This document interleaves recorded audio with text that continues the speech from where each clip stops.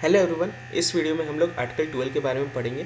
Basically article 12 जो है वो हमारे संविधान के मौलिक अधिकार के बारे में बताता है। हमारे संविधान में मौलिक अधिकार का जिक्र भाग थर्ड में किया गया और भाग थर्ड में जो अनुच्छेद आते हैं वो बेसिकली अनुच्छेद 12 से अनुच्छेद 35 तक आते हैं, जो कि फंडामेंटल राइट्स जिससे रिलेटेड है।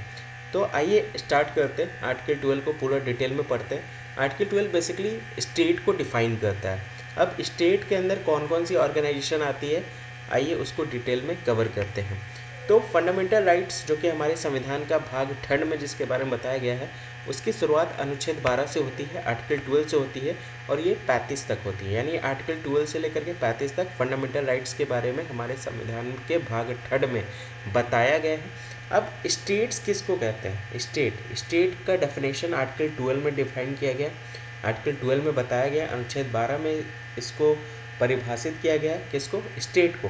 अब स्टेट के अंदर राज्य कौन कौन कहलाएंगे, ठीक है? तो राज्य के अंदर में बेसिकली अगर हम लोग बात करें तो सबसे पहले यूनियन गवर्नमेंट के जो एग्जीक्यूटिव और लेजिस्लेटिव ऑर्गन होती है, जिसको जो बेसिकली हमारी स्टेट के रूप में हम उसको जानते हैं। स्टेट बेसिकली वो कहलाता है, यानी गवर्नमेंट और पार्लियामेंट जो हमारी भारत की होगी वो बेसिकली स्टेट कहलाएगी, ठीक है। इसके साथ साथ ये तो हमारा संघीय सरकार के लिए हो गया, लेकिन अगर मैं बात करूँ राज्य सरकार को लेकर के, तो राज्य सरकार की जो विधायी अंग होती है, यानी जो एग्जीक्यूटिव और लेजिस्लेटिव ऑर्गन होती हैं जो स्टेट गवर्नमेंट की, वो भी बेसिकली स्टेट के अंतर्गत डिफाइन की जाएंगी। क्लियर हो गया? तो यूनियन गवर्नमेंट के अंदर जो एग्जीक्यूटिव और लेजिस्लेटिव ऑर्गन है वो भी स्टेट कहलाएगा। स्टेट गवर्नमेंट के अंदर में जो एग्जीक्यूटिव और लेजिस्लेटिव ऑर्गन है वो भी हमारा स्टेट कहलाएगा। इसके साथ साथ इसके अलावा जो नगर पालिका होगी, पंचायत होगी, जिला बोर्ड सुधार निवास हो गया, तो डिस्ट्रिक्ट बोर्ड हो गया, इम्प्रूवमेंट ट्रस्ट हो गया, तो ये सारी लोकल अथॉरिटीज़ भी स्टेट के अंतर्गत डिफाइन की जाएंगी।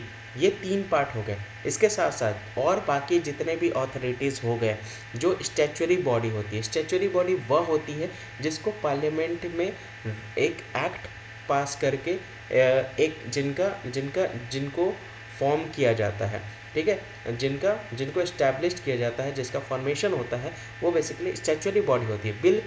बिल के द्वारा जिस ऑर्गेनाइजेशन का फॉर्मेशन होता है, बिल पास करके उसको स्टैच्यूटरी बॉडी कहा जाता है।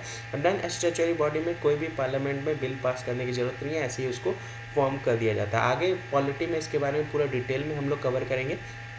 फिलहाल लाइक LIC हो गया, ONGC हो गया, सेल हो गया, तो ये सारी जो सभी निकाय अर्थात वैधानिक और गैर संवैधानिक जो है, जैसे प्राधिकरण जैसी जो भी निकाय हैं, वो भी आपकी स्टेट के अंदर डिफाइन की जाती है, ठीक है। तो अगर मैं बात करूँ, स्टेट बहुत वाइडर सेंस में इसको डिफाइन किया गया है। और सबसे बड़ी बात, इनके एक्शंस को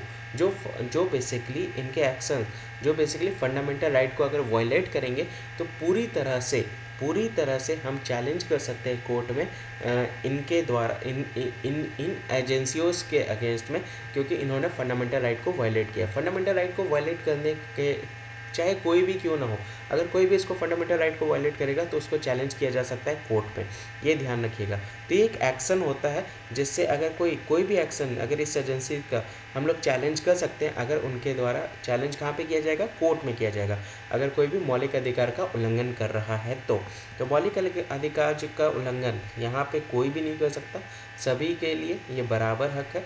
तो मूल अधिकार का उल्लंघन अगर किसी के द्वारा किया जाएगा तो उसको कोर्ट में चैलेंज किया जा सकता है, ठीक है। उच्चतम न्यायालय के अनुसार किसी भी उस निजी इकाई या एजेंसी को, यानी प्राइवेट ऑर्गेनाइजेशन की बात कही जा रही, जो स्टेट के अंदर डिफाइंड है, वो भी किसी भी तरह का कोई भी हनन नहीं करेगी मौलिक अधिकार का, और वो भी इसके अंदर में स्टेट के अंदर में डिफाइन की जाएगी, जो आर्टिकल 12 के अंदर में है, ठीक है। तो आर्टिकल 12 के अंदर स्टेट के अंदर में कौन कौन से ऑर्गेनाइजेशन आएंगे, आई होप आपको पूरा अच्छे से क्लियर हो गया होगा।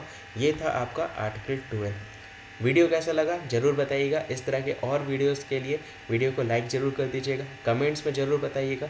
ऊपर में आपके आज आर्टिकल्स के पूरे प्लेलिस्ट आ रहे होंगे, तो जिन्होंने स्टार्टिंग से 1 से लेकर के 11 तक आर्टिकल नहीं देखा है तो उसको जा कर के कवर कर लीजिएगा। जिन्होंने टेलीग्राम में मुझे फॉलो नहीं किया तो यहाँ फॉलो कर लीजिएगा। Thank you, that's all.